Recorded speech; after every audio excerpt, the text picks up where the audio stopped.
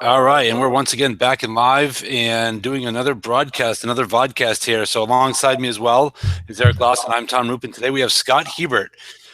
Scott is a science teacher from Canada, just outside of Edmonton. He is a TEDx speaker, and he is also an author of the book called Press Start to Begin, which is about gamification in EDU. This chat here today is about gamification. So welcome, Scott, and thanks for joining us. I really appreciate it. Great. So we're going to kind of jump right into it and start talking a little bit about gamification. So if you want to talk to us a little bit about what you did in your classroom and how you went about introducing gamification to your kids and into your school system. Yeah, sure. So it all started, I was a teacher in Calgary in K-4, and I was a phys ed specialist. So it's all about fun. And when we kind of had some issues come up family-wise, we had to make a sudden move back up to just outside of Edmonton, like you mentioned. And we were helping a family member. And in that, I had to give up my job. So when I gave up my job, I ended up getting hired at a middle school. So I went from elementary to middle school, and I went from phys ed to science. So I went from kind of the non-academic subject, so to speak, to a core subject in science. And what I found was you could really see a lack of enthusiasm for education. And so just looking from kindergarten to grade 4, you could see this excitement. And then by the time the kids were in grade 4, when I had them, this lack of enthusiasm for school. And then it was really pronounced with a lot of kids when I got here for the 8th grade. So what I did was I kind of just learned how to teach the subject for the first year. And then I took about a year or so, I would say, of just kind of dabbling with the ideas of trying to figure out different ways to engage kids. And I kept coming across the concept of gamification, but there wasn't a whole lot about it at the time. There was like hey, if we turned it into a game or we use game-based principles, and there was, sparing information until I found a book called The Multiplayer Classroom, which was written by Lee Sheldon. And he's actually a game designer. And he gamified a university game design course. So he was like, If I'm teaching game design, I might as well gamify the course. And so he was kind of one of the original pioneers. And then I learned about another guy by the last name of Zimmerman, if I'm not mistaken. And so I kind of followed a little bit of their stuff. And then I decided, you know what, I'm going to go for it. So I started putting feelers out to kids, and they were like, hey, if whatever you can do to make school more engaging to me, I'm all for. So I kind of just did some planning, and last school year was my first full attempt at it. And it was overwhelmingly successful, more than I could have ever imagined. So I've just finished my second complete year of it. And I guess you can kind of say the rest is history. It's people have really gravitated towards it, and people have really been quite open to a different style of education. And so far that reception has been really well. I think 2 years ago, we did a conference here in Maine, our state teacher tech conference, and one of the presentations was Classcraft. And when we saw where it was then, we looked at it and said, this looks like it's a great idea, but it's an unfinished product where it is right now. And that was 2 years ago.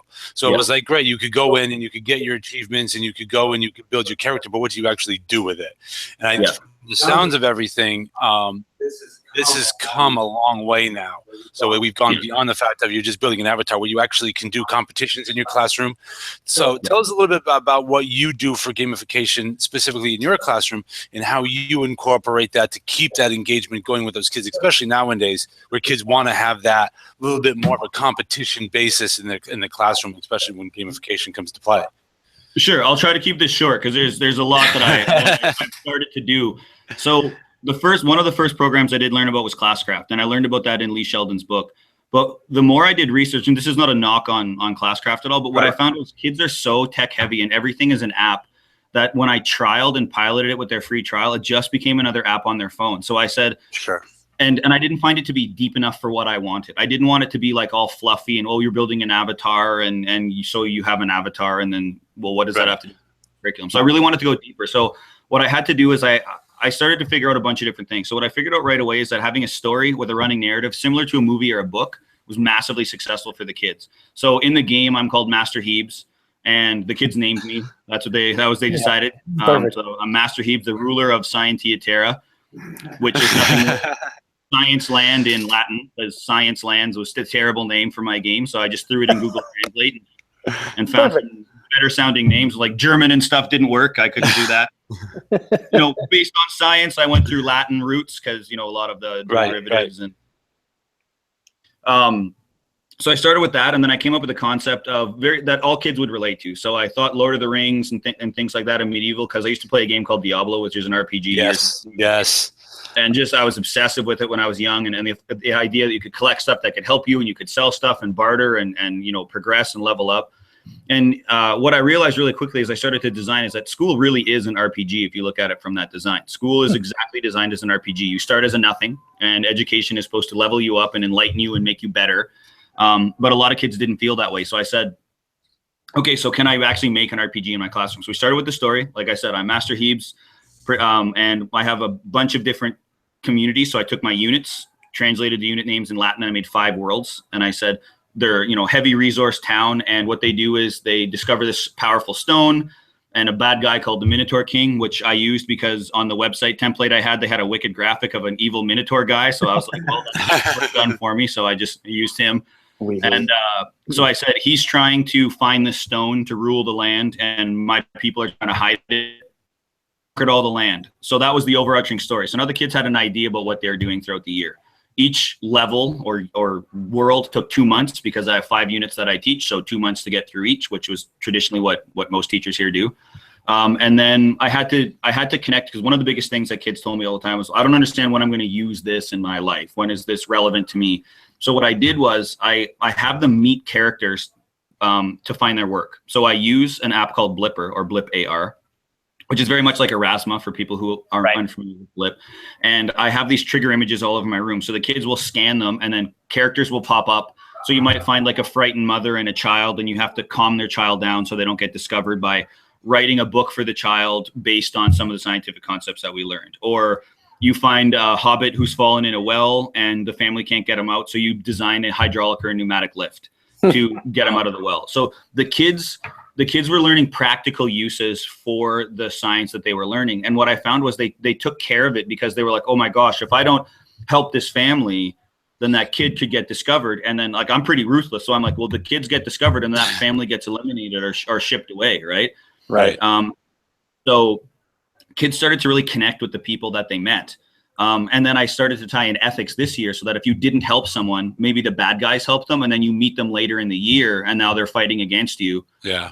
As opposed to if you would have helped them early, then later in the game when you met them, they may have had some special card or potion that they've crafted and they return to you as a thank you. So once I had the story and everything set, I created character classes based on RPG. So in my game, you can be a barbarian, a knight, a mage, a steampunk, a priest, or a thief. And there's male and female versions of each. And what they're able to do is those give them different perks throughout the year. So you can carry more weapons if you're a barbarian, you can take less damage if you're a knight, etc. So now I had my avatar base, I had my story and my narrative base, and then I started going, okay, well, what are in game? So I have about, I think at this point, probably 65 different game cards in my game. So they have cards for accessing things for attacking, things for defending, things for modifying XP and leaderboards, and then rare ultra elite items and things like that. I've even gone as far as I use clear nail polish and I make sparkly cards, and if people watching this remember the old hockey cards with jersey pieces. Yeah, definitely. I said our principal died and he was in war and he had 3 pieces of his robe. So I actually took this old cloth and bloodied it up and sealed it, laminated inside cards. And then they have these series of riddles and puzzles they have to solve in order to find this. And they find his sword and shield in the end, and it's super powerful for games and things. Then I did a badging system, and the badging system, for anyone who is gamifying, a huge tip for this is to make sure that you're badging authentic behavior and you're not telling them what it is. So I thought about the concept of Xbox achievements. You know what they're called, but you don't know how to get them. So it forces exploration. So kids will know that there's a badge called Flawless. Kids will know there's a badge called Nerd Alert, and they don't know how to get it, but they'll try different things in which to get it. And then what you want to do is you want to reward authentic behavior, because if you have one called Helping Hand, where a kid helps a kid who spills his pencil kit all over the hall, you don't want to tell kids, because then they'll all go do it for the badge. So I always keep it like the Xbox system. And I use it that way. I have a game currency and a whole monetary systems, because I found out kids didn't know how to write checks. Kids had no idea how to enter money into banking information. So there's a whole monetary system. So they earn money. I have jobs, resumes, applications. They work in my kingdom, running my shops, cleaning, doing art and design for the classroom to keep it up to date so it looks medieval. Wow. I'm sure there's more stuff I'm forgetting, but yeah, that's probably like the core. Oh, I have different ways to submit work. One of the things that a lot of people notice, I've got this big 4x8 giant board game I invented because worksheets are terrible, like if we're being honest. Yeah. But they're good to find out what kids know. But a lot of kids don't care about them. So what they do is when they complete a worksheet, they get to go to this battle board and they get to fight monsters. So every correct answer equals hit points lost from a monster. And if they kill the monster, then I made custom scratch cards where they can search the area to find out if he dropped any loot, which was a cool idea that worked really, really well. Kids really like that. I figured out, like, a lot of people are like, well, how the heck do you run your class for subs? Because a sub might walk into your class and be like, I have no idea what I'm doing. So I have these speeches that the subs read, that they're like some weary traveler through the land, and I've given them control of the kingdom for a day. And my subs can issue cards that only the subs can issue. And if you collect a certain amount of them, then you unlock access to a diamond mine, which has scratch off diamonds, and they're worth huge amounts of money. And it forces cross trading between classes because you have to have 3 of them in different color. Plus subs can curse people, which is always fun. And then they have to deal with me to get the antidote to the curse when they come back. We've got leaderboards. We've got crafting stores. That's one thing that's unique. See, I'm trying to keep this short, but I'm on like 9 minutes of explaining. That's fine. That's fine. I mean, it was really involved from what we talked about with you a little bit earlier, and what we're going to lead into is you actually did write a book about this and how to get started with gamification in your classroom. It's called Press Start to Begin. We're going to put a link to it in the description of this, as well as the one it was called Multiplayer Classroom, you said, from Lee Sheldon. That's right. And we'll put a link into that one as well to help anyone get started with this. But as we were talking earlier, when you wrote your book, you wrote it in 3 days. Yeah. And you said you basically didn't sleep. And it sounds like you're an insomniac, because for the amount of effort you have to put in to make this work over the past 2 years, I mean, it seems like it took a lot of time to actually to get this to where you wanted it to be.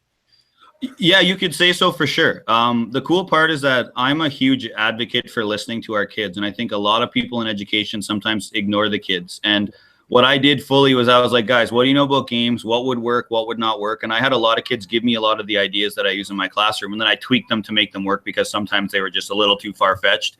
So we made some modifications together to make them work. So it worked really, really well. What happened with me writing the book is back in February here, we have a teachers convention where thousands of teachers get together. And I presented this over a course of 3 hours for about 65 teachers. Wow. And a newspaper reporter came and she live tweeted my session. And then she was like, can I come see your class? And then she wrote a story that God knows how, but made the front page of the newspaper in Edmonton. And then someone in a community outside of Edmonton put it on Reddit under uplifting news. And it got upvoted to the front page of uplifting news for Reddit. So all of this, and I had no idea this happened. So this is kind of how it all exploded. I started getting emails from people all over the world asking me how I did it, from like Colombia, Australia, Italy, all over the place. And I was like, how does everyone know about this? Like, in journal, you know, like, I'm sure people don't have international subscriptions to this. And then people were like, oh, it's on Tumblr, it's on Instagram, it's you know, just got shared virally. And the video, this video they made, it was about 2 minutes long, got shared about 200,000 times. So I started getting all this contact, and people were like, you need to teach me how to do this. And so once our March break hit, I was like, you know what? If I'm going to do it, I'm going to do it now. Right. So I wrote the book. And where I think my book is unique is one of a couple ways. My book is gamified in itself. So to teach people about gamification, I wanted them in the gamified mindset right away. Because a lot of people say, well, I'm not a gamer, or I don't know anything about games, so I'm never going to gamify my class. And it couldn't actually be further from the truth. You just have to be creative. I always tell people it's limited by your own creativity. And there's really no wrong way to do it, as long as you're committed and enthusiastic about it.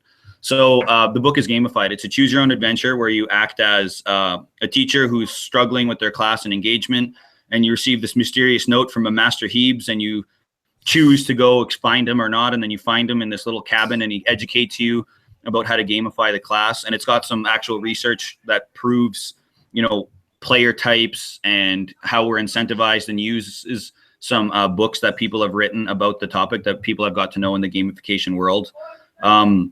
The book is interactive. It uses Blip to teach them how to use Blip, and there's actually blips inside the book. There's a scratch ticket at the end to show them examples of how the scratch ticket works. There's like actual, at one point you check a pocket to see if you have something in your pocket based on the story. So I actually make the pocket in the book, and you like pull out the physical envelope and there's like a notepad in the back.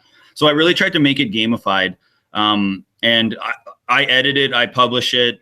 I had a student design the cover. So, I mean, I'm running, it's turned into this little mini business. I sold one today. So I'm at like 47 books globally, which I think is pretty cool since March, considering I'm not working with anyone except myself. And I'm just, but what's been really, really positive is the feedback I'm getting from teachers. I mean, it sells for $100, with a lot of people are like, why would, but it's just because it's me. So I have to buy everything, and ship it and everything. So anyone listening, if they see that, that's why. I'm not being greedy. It's just because I'm not with a publisher. But I know a teacher named Teresa Kelm has won a teaching award for teaching grade 5 science based on following the concept of the book. Wow. Some people have, they said it's just revolutionized their classroom. And that's kind of what it's all about. I never any money or anything off of this. But it's just one of those things where people have said, please, like, as respect for the work that you've put into it, let us purchase the book. So I have all kinds of examples and templates on my website of questing and work and things like that. But I'm pretty proud of the book. It's never anything that I thought I would do. There's a few errors inside. So I made a game, if you can find the spelling mistakes, then you get XP. And there's a leaderboard you can follow, actually. So people who buy the book can enter a Twitter contest by sending me pictures of them reading the book and different facets and stories. And then when they hit certain amounts of XPs, I send them bonus things digitally, like templates for badges or cards or things like that. Right. So anything to try to get people in the right mindset, because just to see the growth and the progress in students and all the positive feedback that I'm getting has just been so cool, and nothing I ever expected. Wow. You did mention Twitter, and your Twitter handle, which we found out earlier why it is this way. It's at Mr. Hebert PE.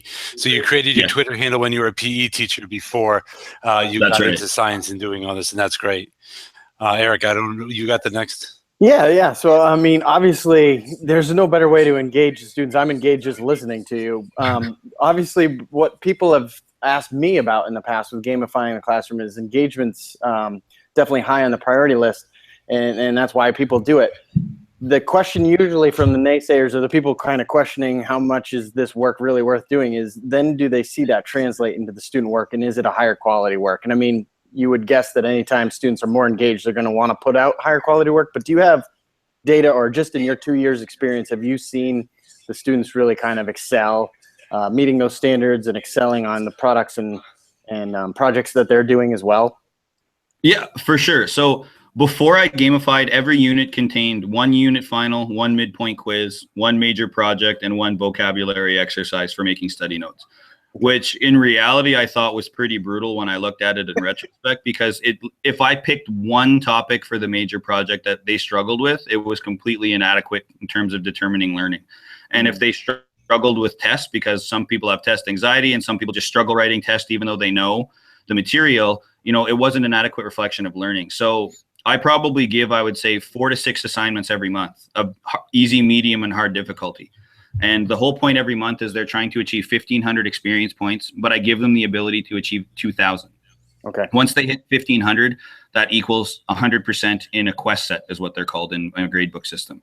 And then anything over and above moves them up and down the leaderboard. So that's where you get your super high achieving kids. And then you get your kids who really struggle or dislike school getting 100% on, a vocab exercise. And then all of a sudden they see 100% and they're super excited. And then they want to try. So they self-scaffold. I don't even teach them that. They just end up self-scaffolding. They start with the easy quest, feel good about themselves, and they're more inclined to try something more difficult. What I've seen over the past 2 years, so the first year I did it, so going back 2 years when they were initially in grade 7 to grade 8 when I first tried this, the average grade increase was 7 to 12%. Wow. Per student. And I had kids who failed grade 7 who got in the 90s in grade 8 because they said that it was just such a different way of learning that they just didn't want to stop, right? And so I give you an example that blew me away. I had a girl who, when I said the name Scientia Terra was Latin, she taught herself how to write in Latin and then wrote a project in Latin and then Holy gave cow. me a dictionary to translate her work. And that was a daunting task, to say the least. So it was like that kind of stuff has just been, you know, I tell them, I said, in the world of science, all of the basic solutions have pretty much been solved. It's now time for deep, complex, outlandish thinking to save things. So like, who would have thought we could fight cancer with nano robots and reprogramming viruses? You know, you go back 100 years, they would have said that you're insane. And that's literally where medicine is moving, right? So I'm trying to teach kids that if you want to, there's no wrong way to give me work. So all of my work is essentially, if you look at it on a straight line, you meet someone, they give you a task, so you know the goal, and I don't fill the path in. And I think education too much fills the path in. They say, this is what you have to do along the way to get to it. So I got so tired of marking identical projects all the time. So now I get so many like cool, creative, like deep thinking projects because the kids pick their strength and they really excel in them. So if they feel like they're really good with art, or they're really good with mathematics or really good with engineering, they put those passions in. And then if I find they do it too much, I'll add a challenge where I'll say, you can't use that style anymore. I want you to go outside of your comfort zone and try something. And they're really receptive to that kind of stuff. So I've been receiving some like really, really cool projects and really unique work and yeah, of much higher quality than I used to receive. Oh, that's fantastic. That's good to hear. Sorry about, we had a little feedback there from afternoon announcements. We actually do these inside of one of our schools. We talked that a few times on some of these videos. So one of the things you just spoke about is that one of the things as educators we got to look at more is that there are unique and different ways to do things, and the students need to start thinking about things and doing projects in more unique and different ways. Yes. And when you talk about the way that you do gamification in your classroom, you have a very complex and thought out process that you're doing, and that might seem daunting to people, as Eric alluded to, but there are parts you don't have to do it exactly the way you did it. And I think that's one of the keys that need to be stated here is that you are certainly an advocate for it, and you've done a fantastic job doing it and have come across some amazing results for it. But you could just take bits and pieces from this. You could just take, for instance, the badging system and use that into your classroom instead of coming across the whole thing. If you want to just start with one piece of it and say the badging part seems really cool, we can come up with badging or trophies or achievements or whatever, and then take it on from there. It's exactly what you can make of it as well. Yeah, and that's kind of what the book stresses. The book kind of gives you some background to it, and then it says, look, I wouldn't recommend doing what I did right off the hop.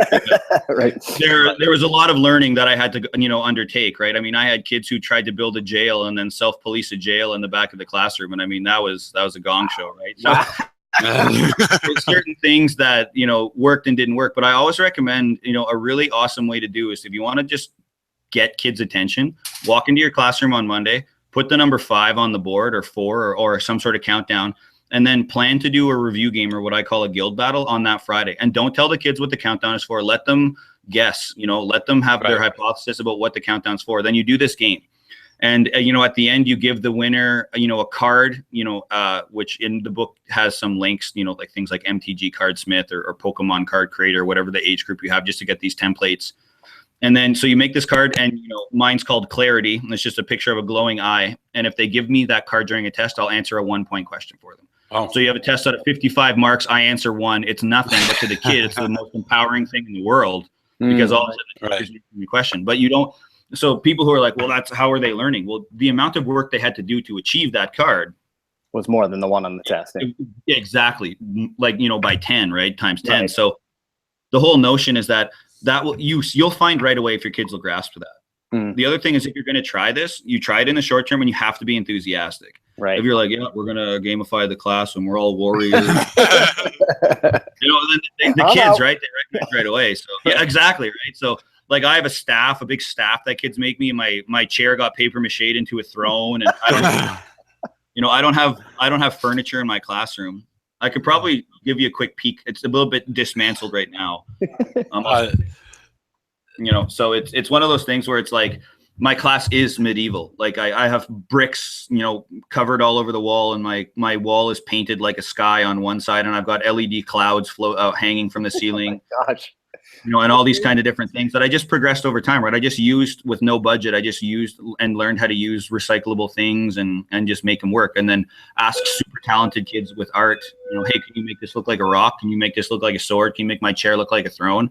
And they're just amped about it when you ask them. And then I pay them a little currency in the game for their services, and they just get like super excited about it. So, wow. That's amazing. Yeah, I would always say you start small. So I would start with a little lesson or like a week of gamified thing with like a short target. Then I would go into a unit or maybe a month of time where you give them a little set goal. We're trying to figure out who stole this cup or whatever, right? You just kind of progress through, and then you kind of culminate into a semester or multiple units or a whole year like I did. Very cool. Now, have you ever tried this with professional development with staff at all, or have you heard of other people who have tried anything close to what you've pulled off in the classroom? I have heard I haven't personally, but I have heard there's a phenomenal Twitter group, two of them. One is the hashtag GBL for game-based learning. Right. And one is hashtag XPLAP or XPLAP, which is based on the book Explore Like a Pirate by Michael Matera, which is another great gamification book. And it's one of those things where those can, like, for people who are interested and, maybe they can't get my book, or they the blogs and things aren't what they're looking for on my website, or the YouTube channel I run about it isn't what they're looking for. That community, you throw it out there, hey, has anyone, tried this at this level, at this subject, and throw that hashtag, and you'll be shocked at how many people, out there have tried bits and pieces of it and have great information. But I know that this is something that people are trying on a PD thing for sure. Haven't, but I know that it's something that's starting to emerge. Yeah, I could definitely see the badging system work real well for PD. Yeah, especially when they culminate to a day off. Yeah, right. There we go. If we could just get that. Yeah, exactly.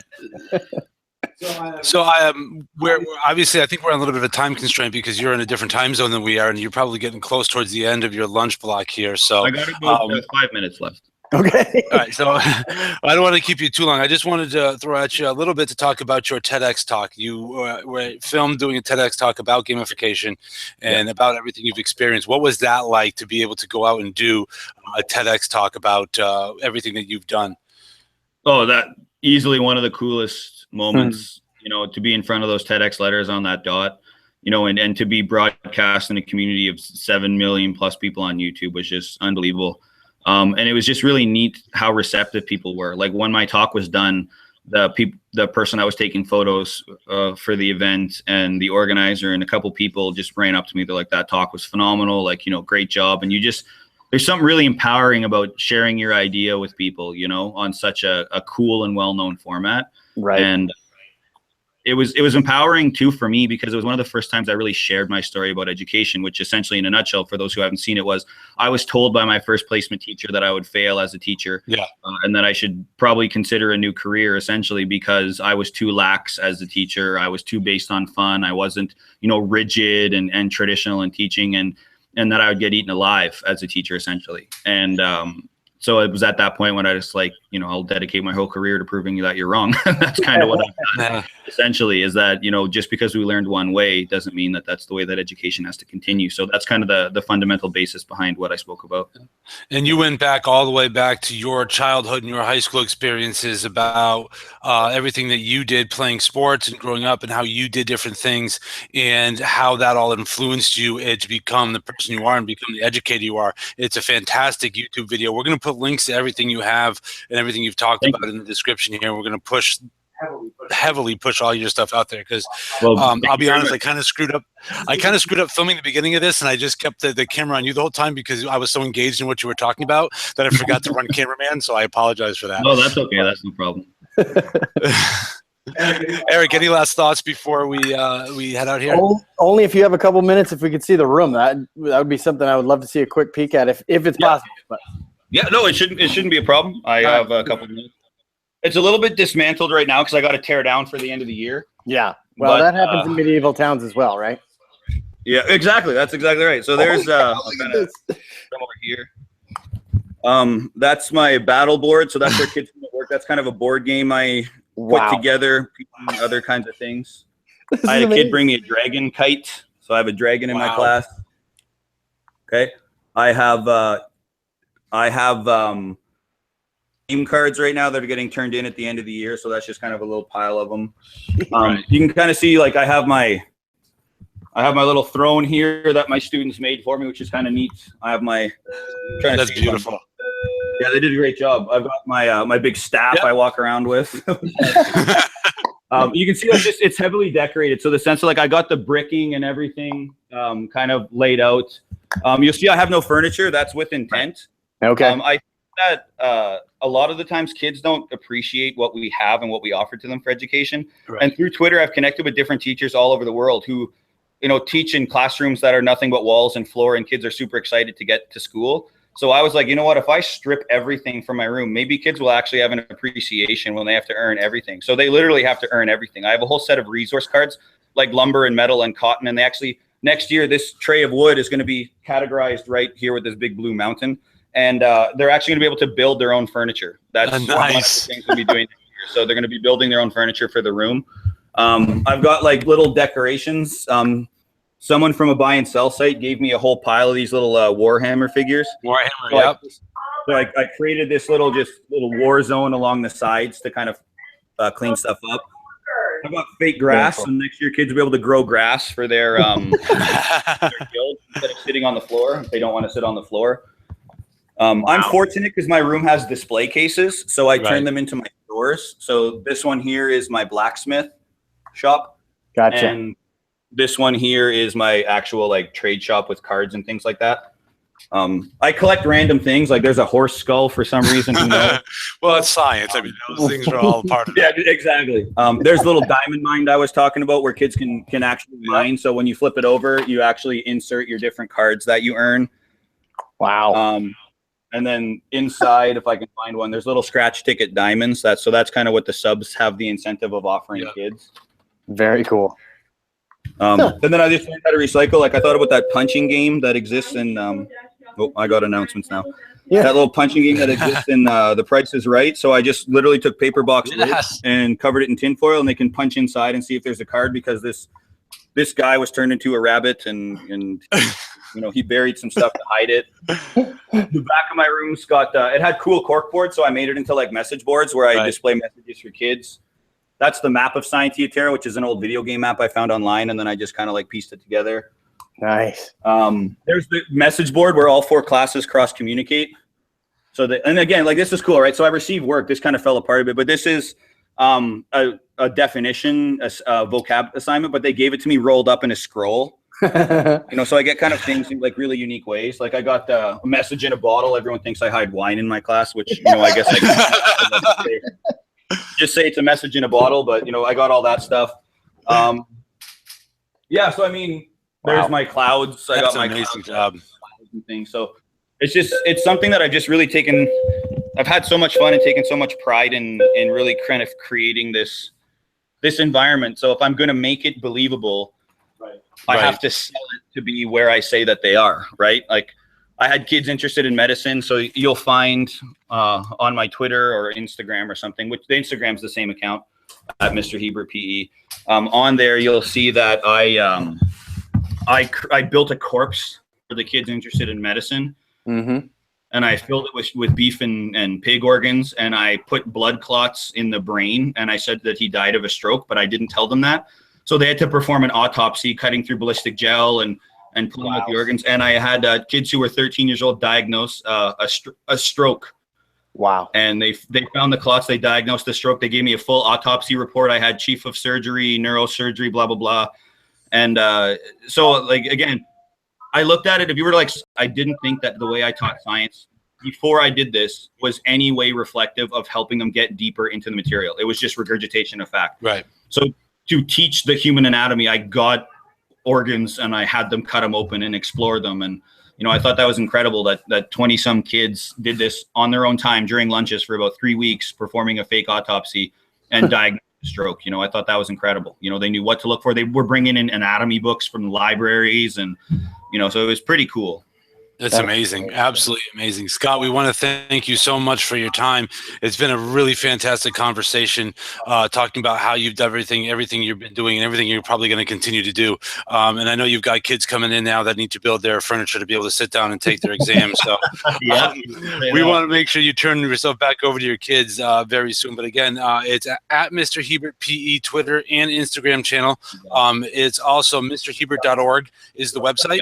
And again, the book is called Press Start to Begin. You do sell it on your website, and we're going to point everyone to that, and we're going to pump your book heavily and try to make you as much money as possible on this, because it's really a fantastic my family would thing. appreciate that. My wife's in her master's, so that's getting pretty expensive. Yeah, that's the way it goes. Yeah. Thanks again, Scott. We appreciate it. Yeah, thanks for giving me the opportunity, guys. I love talking gamification, so anytime you or anybody else wants, I'm all for it. All right, great. Fantastic. Thank you so much, Scott. We'll talk to you later. Have a great rest of the school year. Here, guys. Bye. All right, see ya. Bye now.